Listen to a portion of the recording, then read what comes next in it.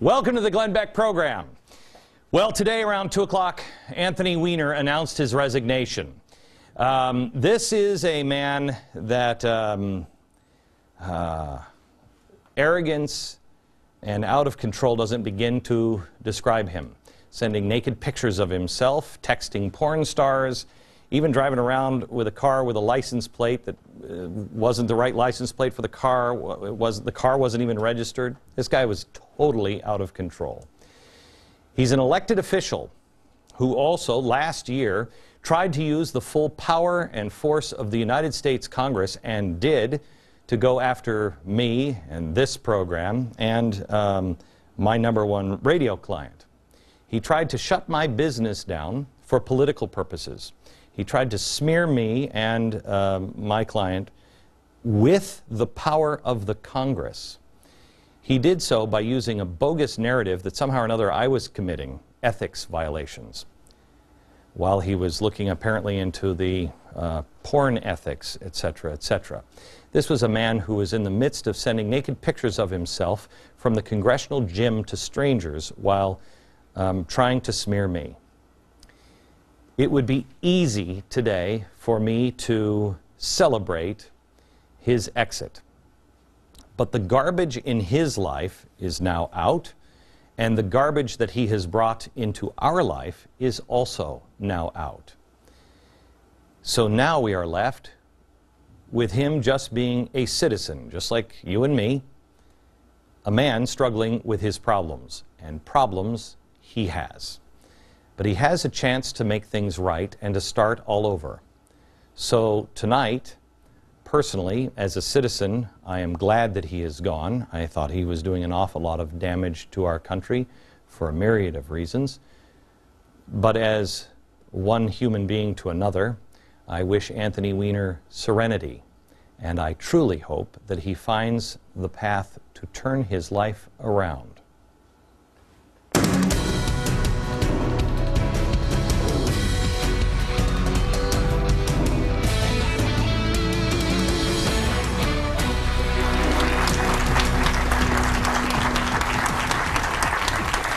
I said to my daughter today, I was sitting on the couch in my office, my daughter popped in and she said, "How you doing today, Dad?" And we watched this Anthony Weiner thing, and I said, "You know what?" She said, "What are you going to say today?" And I said, "I'm going to do the right thing, but I want you to always remember this, Hannah." She said, "What?" And I said, "Doing the right thing really sucks a lot of the time, but it's the right thing to do." Hello, America.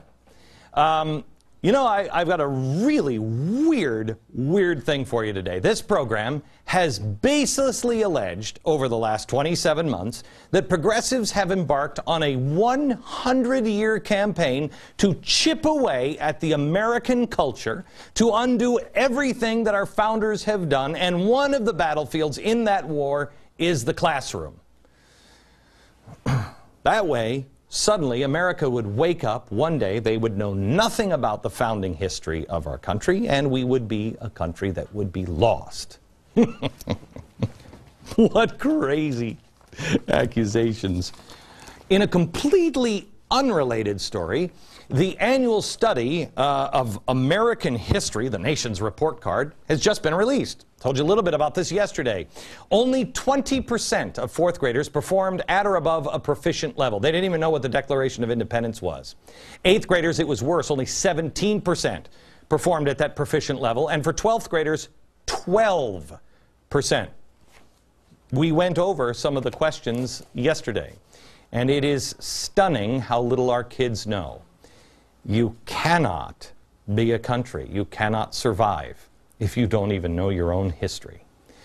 Now, baselessly, I charge that this is intentional, partly.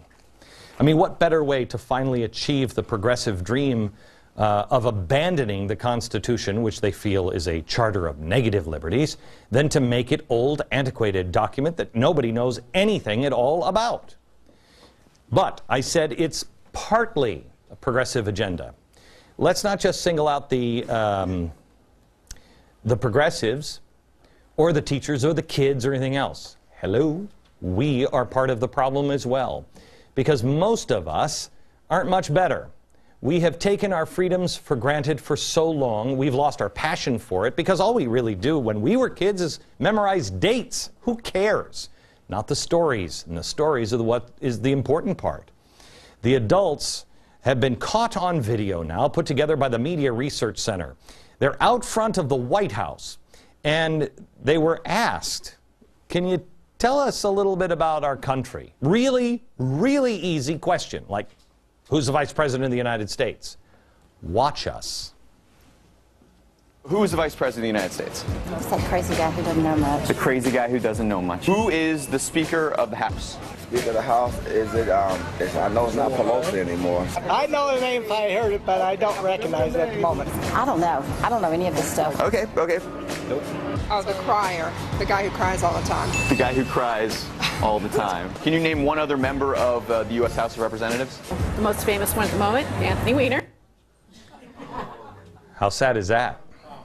They could name Anthony Weiner, but they couldn't name Joe Biden or John Boehner. For a minute, I was like, no, I'm not the Speaker of the House. And then I went, oh, that's right, John Boehner cried too. That's right. In fairness, to the Vice President, I mean, Obama has to keep Joe Biden locked into a, in a, I don't know, a closet or an undisclosed location for at least 78% of the year for national security purposes alone. You let that guy out for 5 or 10 minutes, and the next thing you know, he's having drinks with Ahmadinejad and he's giving away nuke secrets. So you've got to keep that name down.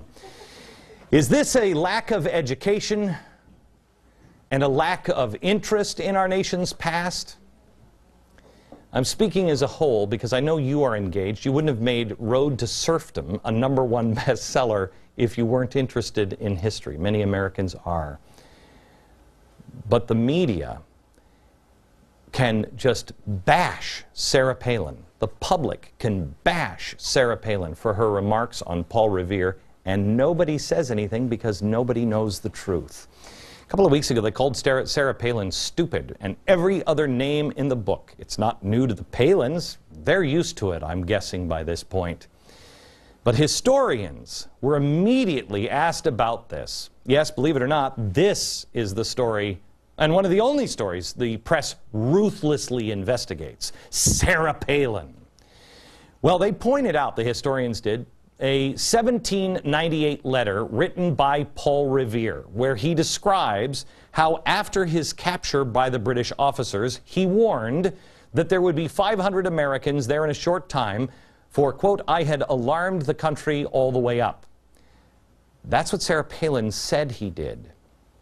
Several Boston historians said, you know what, Palin's correct. One Boston University historian, Brendan McConville, listen to this, said, basically, when Paul Revere was stopped by the British, he did say, look, there's a mobilization going on that you're going to be confronting. And the British are aware as they're marching down the countryside, they hear church bells ringing. She was right about that, and firing warning shots. That's accurate, end quote. But wait, there's more to this story.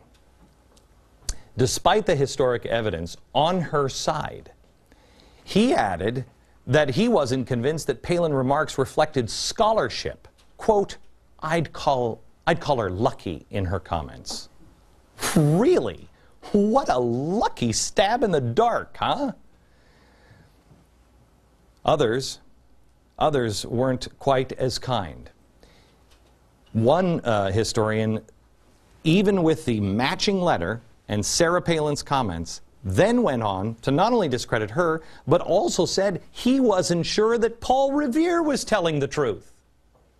So the historians put you in a position to where they're saying, for political reasons, no, you can't listen to even the guy who wrote the letter, the guy who the story is about, Paul Revere. You got to listen to us. We know better.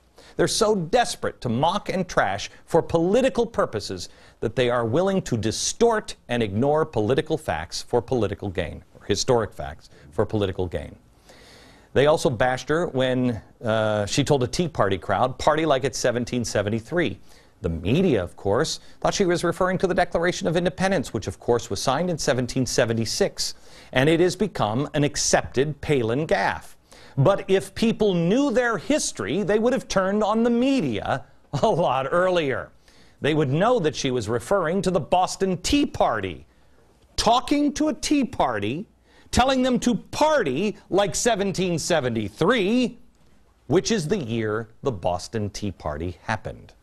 The same thing happened when we, this program, talked about the 3/5 clause in the Constitution, and when Michelle Bachmann was assailed for saying that our forebears fought against slavery. We're no longer teaching the truth in America, and the truth is so clear. You want the 3/5 clause? Go back and read Frederick Douglass. Go back and read his own words. He makes such a clear case for it. He ends in one of my favorite phrases. Something, I'm paraphrasing, something along the lines of, so stop with the 3/5 clause. What are our children learning? They don't know about history. They don't know about America. But they do know about Che. Well, they know about a kinder, gentler side of Che. They buy the T-shirts to show solidarity with a glorious communist revolutionary. What they're not taught about Che might make them rethink the T-shirt. But then again, I don't know how many of us are even thinking anymore. Che hated America and generally was a pretty evil dude. In fact, he wanted to destroy America. Quote, if the rockets had remained, we would have used them all and directed them against the very heart of the U.S., including New York, in our defense against aggression. But we haven't got them, so we shall fight with what we've got.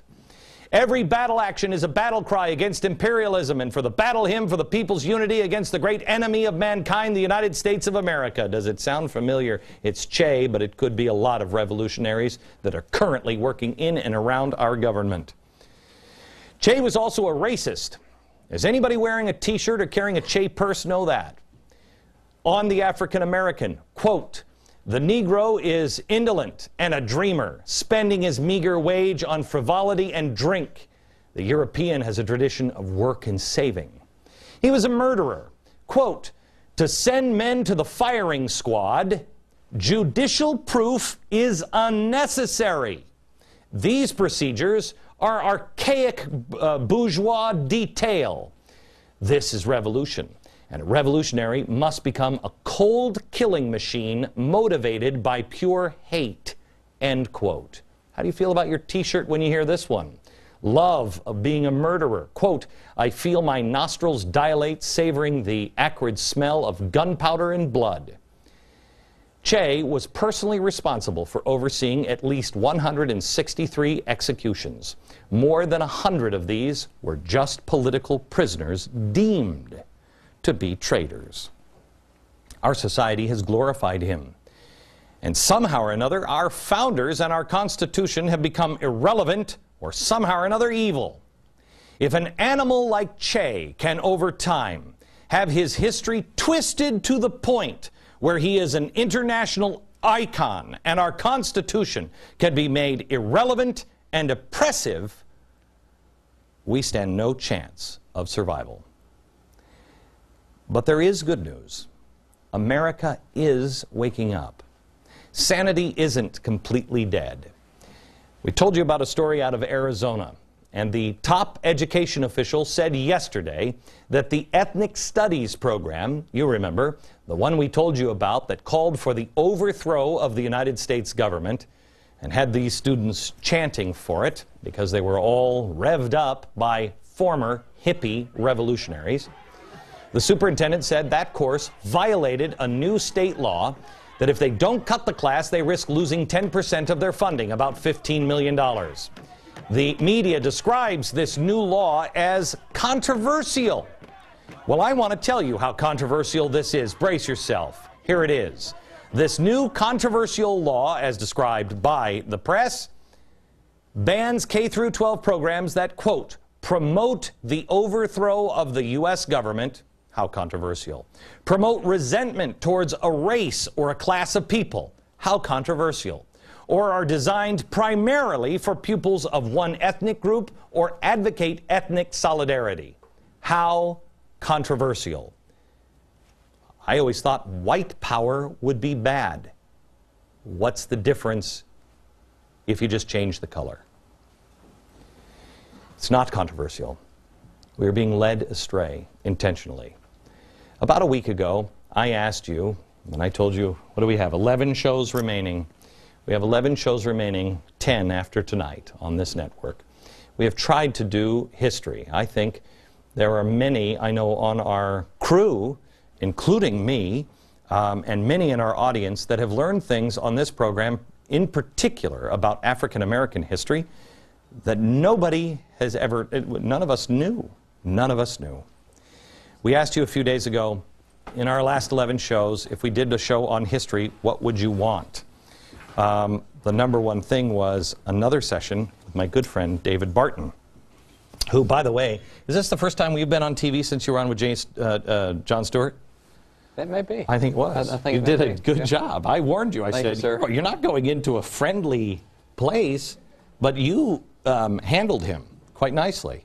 It's kind of hard to... It was a fun conversation. Yeah, it's hard to debate the fact when you're sitting across from David Barton.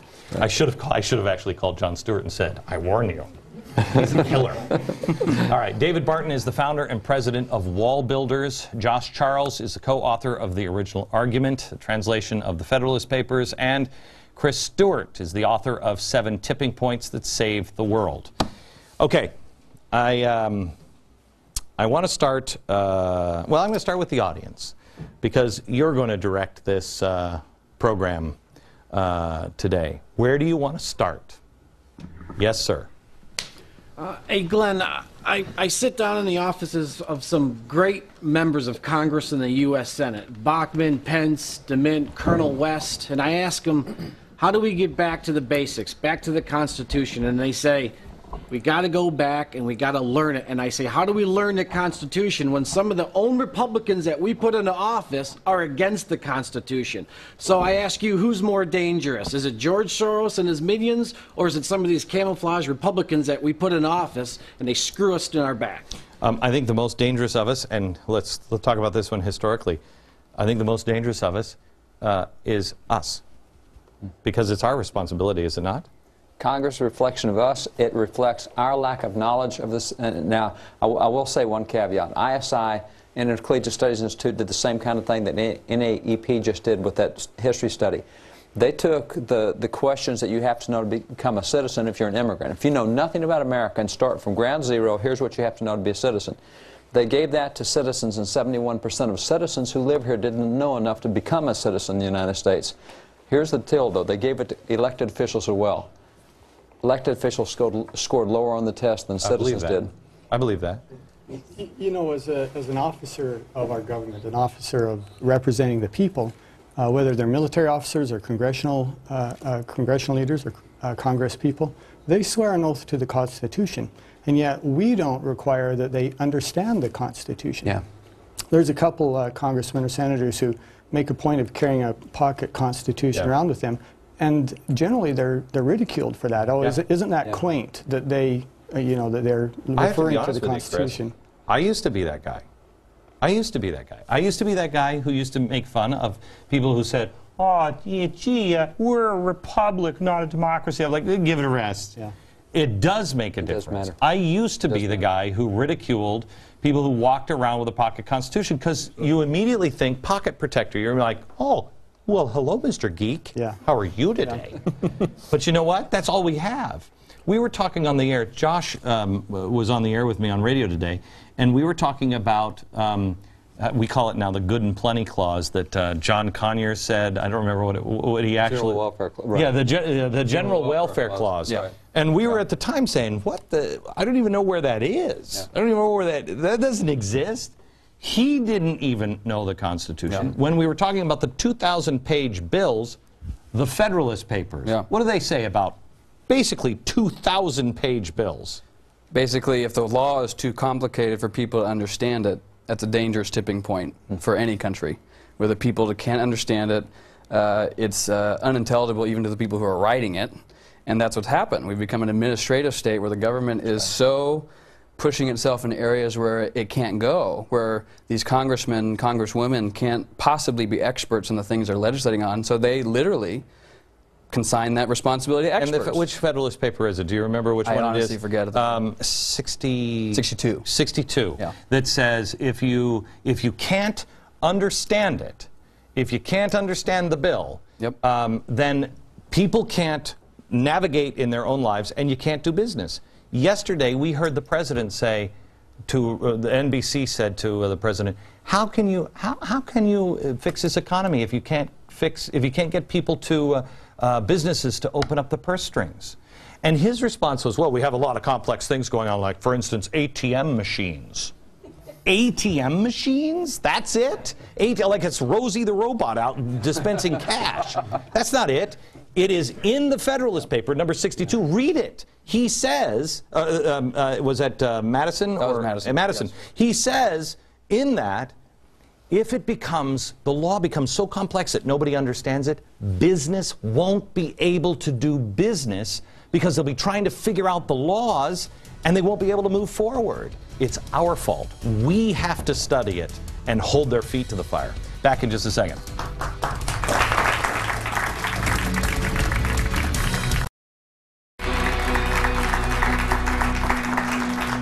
I'm sorry, I just saw my lovely daughter off to the side who's in town for Father's Day. Hello, Mary. We're back with David Barton, Josh Charles, and Chris Stewart. And I have to tell you, and I've said this I know all week, Chris Stewart is a new friend of mine. I read one of your other books on my vacation, and I called him up. My wife about killed me. I called him up on vacation, and I said, "You, sir, are a genius." And wanted to talk to you about it. This is his new book. It is called The Seven Tipping Points That Saved the World. And would you agree that we are at a tipping point now? Oh yeah, I absolutely would. And if you called me a genius, I have to mention you're the only person in the world who's ever done that. Yes. So I hope I can get a tape of this. But yeah, I think we are at a tipping point. When you look at the the coalition of events that are converging now. And I think that some of the things in our culture that have divided us, right. And I don't think that we can sustain this like we have. Now, I don't think we need to be ignorant. I think there's been times in our past when we went through very, very difficult times, more so than we are now. Yeah. But this is a time when we need to come together. Right. And but it's what we had at that time, we don't necessarily have now, or we're at the beginning of it, and that is an understanding that the Constitution was solid, that divine providence, that God was involved, right? Yeah. That's what the question is now. You have a worldview conflict we've never had before. We had a big fight over slavery and abolition, etc. But there was still respect for Constitution, still acknowledgement of God in His hand. Not now. There's a whole different thing. We're now at the point where we're looking at elections as, do I choose saving the economy or saving the Constitution? Let's save the economy. And if we go in that direction, we'll lose everything. We're toast, exactly. James Wilson was a delegate to the Constitutional Convention, and when he took the Constitution back to his constituents to get it ratified, he said at the very end of his speech, after admitting the Constitution was not perfect, these men knew it wasn't perfect, he said, "I am bold to assert that it is the best form of government ever offered to the world." And so right now, in terms of solving these problems, there is that lack of boldness. There's another aspect to it, too, and that is when you look at George Washington, Alexander Hamilton, you look at James Madison, you look at Franklin, all these guys who are part of it, they said this thing is a miracle. Yes. Yeah. George Washington said there is no act of providence any greater than what we just had. He told Lafayette this, what we just had in doing this Constitution, you'll find no act of providence greater than what we just had. Yeah. And if we dismiss that, Daniel Webster once said about the Constitution, miracles do not cluster. What has happened one time in 6,000 years may never happen again. Hold on to the Constitution. And because we're holding on to a divine miracle, if we lose that, there's no guarantee another miracle will happen like this. And if He's bumming me out. I don't know. And I actually think an extension of that point, it's easy for most of us to look back on our founding fathers or that foundational time and say, yeah, those were miraculous events. The preservation of George Washington's life, the miracle of fog at the East River, just a few miles from here, and then the creating of the Constitution. We can list many things that we look back and say, I'm comfortable calling that a miraculous event. But I think there's a couple questions from that. One is, why did those things take place? Why was it so important that this nation be preserved, created and preserved? And then the second question, I think is a fair question, is why do we not think that that can happen now? If you talked about this being a tipping point, why can't we expect for a miracle to happen now that would preserve us? I do. Let me ask you, how many people believe, and think of this carefully, believe in the protection of divine providence for our nation? Yeah. Truly believe that? Yeah. Okay. How many people believe in that you could see in your lifetime true Moses-style miracles? Yes. I have news for you. I do. Yeah. I do. I have seen the shadows of them, and I believe they're going to happen. I really do. Yeah. And I've got a great example of that, I think. You know, in 1980s, I was a young lieutenant pilot in the Air Force, you know, preparing like all the military to fight the Russian horde as they flowed through the Fulda Gap in Germany. And I remember flying with a friend of mine. We're kind of talking as we're in cruise, and him asked me the question, essentially says, do you think we'll ever see the fall of the Berlin Wall? And I remember thinking and very clearly answering him saying, yeah, I think we will, but not in my lifetime. And it was not 18 months later that we sat there with our mouths open and watched that whole thing go away. And if anyone says to you, oh yeah, we saw that coming, I just don't believe it. It's like guys who say, I was at Woodstock. Everyone claims it, but it's not the case. No one saw that coming. I don't claim that, nor would I ever. I'm obviously too young. But military intelligence, our intelligence organization, no one predicted that that would happen the way it did in such a short time. And how can you look at that and say, what a miraculous event? And how many people have access to freedom now? Let me reverse that. How many people do you know that now say, this could never fall apart? You know, could America fall apart? Oh, no, not in my lifetime. Yeah. Yeah. That's a great point. If you don't understand your foundations, it's real easy to fall apart because you don't know what you're defending or protecting. David, can I put you on the spot? And I've only have 1 minute, so I'm going to break early. And then when we come back, I'm going to put you on the spot and ask you to tell the story, because this is one of my favorite stories about the Constitutional Convention. And when they're, I think it's the delegates of New York, and they're thinking about cheating. And they're like, hey, come on, can you give us some candy here? Because we got to take it back to New York. And I mean, have you seen the people on Broadway? They get pissy. And so he said, how can we live with ourselves if we don't do the right thing now? And it's one of my favorite phrases of Washington. You know what I'm talking about? One of my favorite phrases of Washington. And I contend that we are the people that he spoke about in that. And we'll go there next.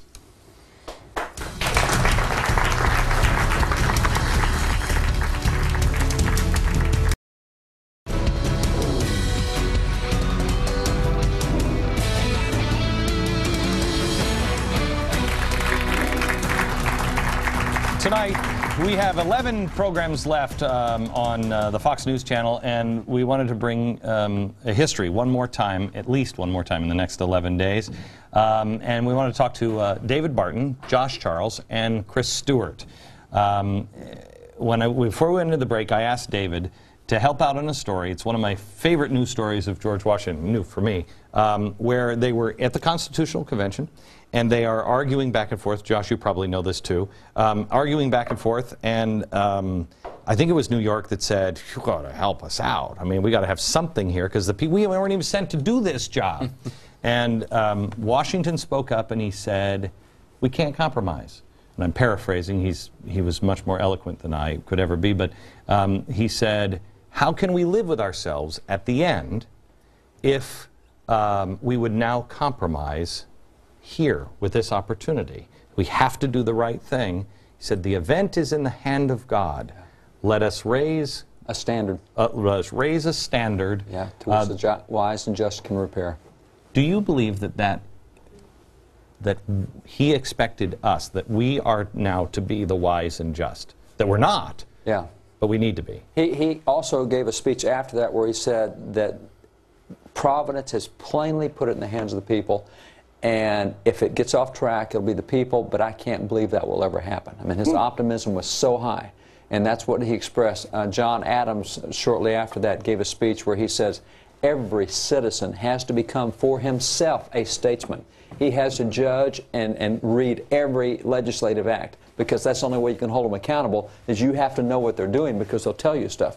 So they went through and talked, and it's really kind of a different time frame in that they had representative government, but they did it very differently than what we do today. If you look at their elections they had back then, any candidate who put himself forward for office was automatically disqualified for office. You went into the polling booth with a blank piece of paper, and on it you said, I want Glenn Beck for mayor, and I want Josh to be my senator, and then they would count up the names. They'd go, they chose you for mayor, you want to be mayor? and you had a choice at that point. You never ran for office. People recognized their leaders.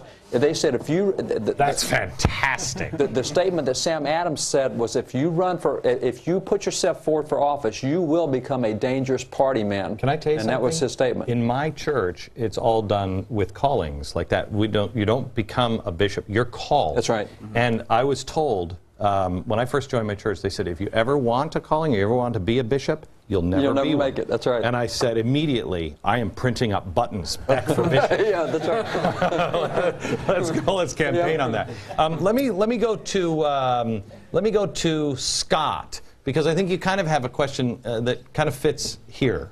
Well, I know one of the recurring themes has been kind of the contest between good and evil, and one of the things that always concerned me during the period of slavery is why more Southern Christians weren't morally stand up and understand the moral imperative and why slavery was so wrong.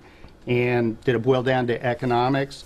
And also, why were we the only country in the world that actually fought a war over emancipation? All the other countries in Europe didn't do that. Fun stuff. And why did men of goodwill turn a blind eye to it for so long, or seemingly goodwill, which kind of seems to be a theme today, that we have people of goodwill that turn a blind eye to the morally right thing to do. Yeah, so that's kind of the whole discussion on today. Before you start, let me just say this.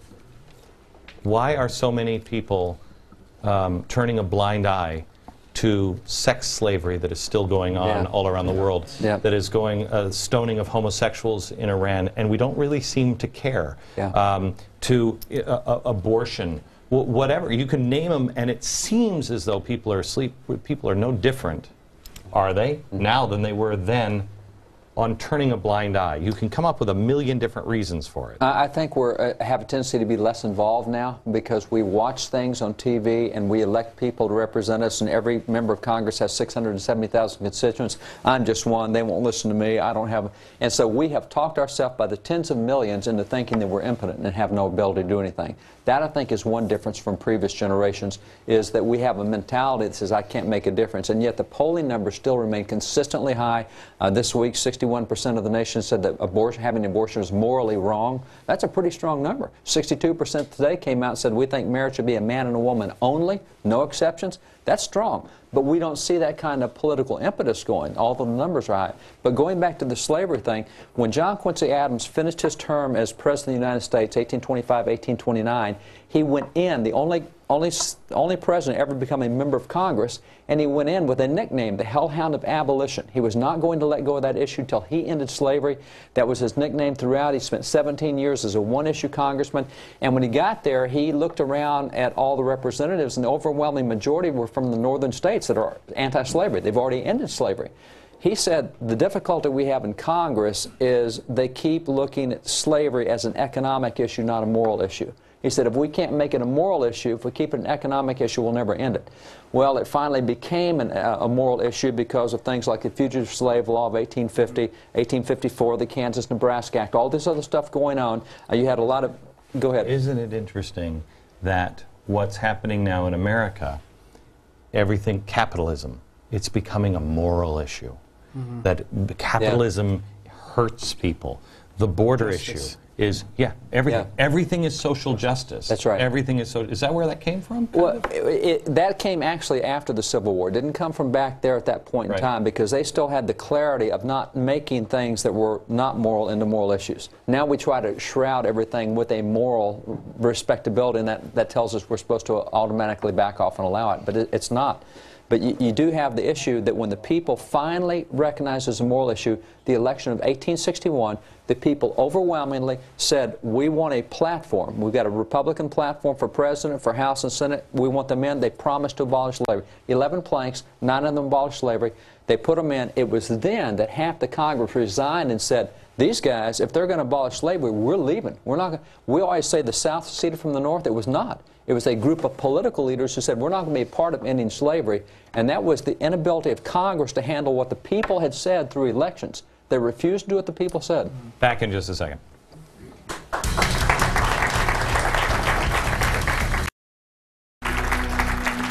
Tonight We're talking a little bit about history with David Barton, Josh Charles, and Chris Stewart.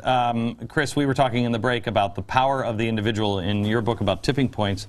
I'm struck by the fact that there are these moments that aren't necessarily leaders that it's taken by. It can be an individual. You know, in this case, he emerged into a great leader, but it's hard for us, I think, to understand what a crisis and what a pivotal moment the Civil War was for our nation, and by extension, the rest of the world. Because what would the next century have been like had we not had a united United States? It was imperative that this nation stay together. And of all the people who hated Abraham Lincoln in the South, there were about as many who hated him in the North. He didn't have very many friends. And if you read the press at the time, that becomes very, very clear. He must have felt, I am alone, so many times. And yet, really the story of hope that comes out of that, here was a man who stood up to do what he felt was right against opposition from almost every corner, and yet what a difference it made. And it was one of those tipping points that, you know, he changed not just the future of this country, but the future of the world because of that courage. What would the founders tell us, or the Federalist Papers tell us, about our role? How do we prepare people to be Abraham Lincoln, or that person, the guy in the front of the tank at Tiananmen Square? Sure. Well, the authors of the Federalist Papers make very clear that a moral and virtuous people ultimately solve the problem, and they keep the system going. Benjamin Franklin himself thought the system would fail after 50 or so years in his call for unanimity. He says, at the end of this, the people will be prepared for nothing less than despotic government. But it's kept going because of morally virtuous people, and I believe that in this day and age, people of faith will make the difference. In Isaiah, they're called repairers of the breach when the exiles are coming back from Babylon. Chronicles, the Lord is looking throughout the land to look for those whose hearts are fully committed to them and to strengthen them. They're going to make the difference. When you go to Wilmington and you show the power of prayer, I mean, the fact, I still talk with Robin Morris, and she's had hundreds and hundreds and hundreds of people from all over the country, even other countries, who have come, and they just want to set up prayer houses. People of faith will make the difference. All these problems will begin to be solved there. So, how much time here, Aaron? Can I take it on the other side? Can I take that minute on the other side? Okay, I want to take a break because I want to go to Lori Martini. Basically, on that point, I think in a way, what could be the most recent tipping point. We'll do that next.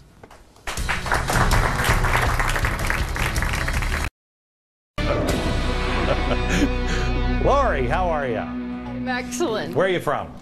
Longport, New Jersey. I'm sorry for that. All right, I'm kidding. All right, go ahead. I wanted to know what you feel is the most recent tipping point, and in particular, if this country's support or lack of support for Israel is going to become the cause of a tipping point. Who wants to take it? Well, I tell you, historically, that has always been a tipping point for nations, the way they treat it. And I've got to go back to what the Founding Fathers did at the Constitutional Convention. Because when you look at what George Mason said and what Luther Martin said, they got into the aspect of national accountability. They said every one of us will account to God, but nations also account to God. And it was George Mason who pointed out that nations don't account to God in the next world, they account in this world. So if you believe that there's a God, if you believe that we are accountable to God, and you take something as simple as Genesis 12:3, where he makes a perpetual covenant, and he tells Abraham and his descendants, however they treat you, that's how I'm going to treat them. They bless you, I'll bless you. That stinks on ice. But that's what you see historically, whether it be through the Middle Ages, through World War I, through World War II, through modern history, the position that a nation takes toward Israel determines their economic fate and their political fate more than anything else. Name the countries, Josh. Quick, go! Syria, Rome, Babylon, Germany. All the above. You know, Chris. I might make a more practical rather than a historical observation. That is this, and I probably shouldn't say this in my time in the military. I had a chance to work and train and exercise with countries from all throughout that region. And one observation I took away from that I'm certain of, and that is Israel is our closest and perhaps only true friend in that part of the world. Oh yeah. And if they are our ally, and they are, we need to recognize that and I'm protect convinced it is the end of the West if we don't support them and they fall. It is the end of the West and our lifestyle. Agree? Agree. Agree? Yeah. Agree? Does that answer? Yes, thank you. Stinks on ice too, doesn't it? It does. Yeah, it does. All right. Let me see if I can get one more quick question. Yes, Peter. Len, when do you think this apathy started? Is there a historical time point that you can point to in the country where people started to move away from believing in their politicians and paying attention? Woodrow Wilson. And how many generations of apathy do we have to undo? Well, Woodrow Wilson is in a period really of great economic prosperity. And in the scriptures, God told his people, you're going to get that prosperity, and when you do, you're going to forget me. And when you forget me, it's going to sink. It really was. This is a time bomb that was planted, you know, starting with Teddy Roosevelt, the Progressive Era, time bomb planted. And they started the ball rolling. They thought it would go off a lot sooner, I think, than it has. But this is it. This is when the time period is. Now it requires us to do our own homework, do our own research, and return to the basics and the principles. Back in just a second. Thanks to our guests tonight, Chris Stewart, 7 Tipping Points, Joshua Charles, and from allbuilders.com, David Barton. Thank you. We'll see you tomorrow with a quiz show. The things you learned on this show, or did you? Tomorrow night from New York. Good night, America.